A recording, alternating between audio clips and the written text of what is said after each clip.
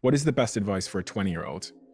The best advice for a 20-year-old is to realize that your 20s do suck, that you are probably drinking too much, you're hanging out with people that aren't the best versions of themselves. Neither are you.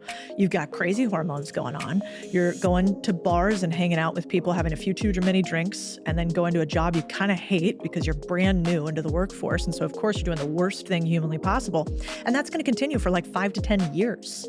Like, you are going to do a $65,000 a year job for 2 or 3 years that sucks. And you're going to have no time for anything except what your boss asks of you.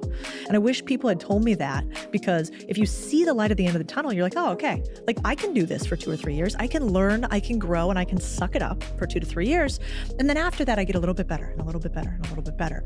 And so the advice would be, when you have a foot in your nail, which is what it's like when you start your first job being 20, don't, try to ignore the fact that it's painful. It's there. Like, it's there. It's real. It sucks. And I wish somebody had told me that, because these days everybody's like, no, you can be a 20-year-old and drive a Bugatti and, I don't know, play around with crypto. Not real.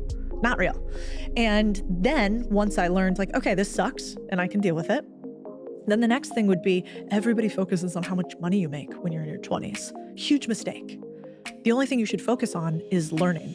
How can I think about my salary like putting pieces of cash into my brain? How can I learn as much as possible? How can I come and work an apprentice for somebody that I think I might want their life one day?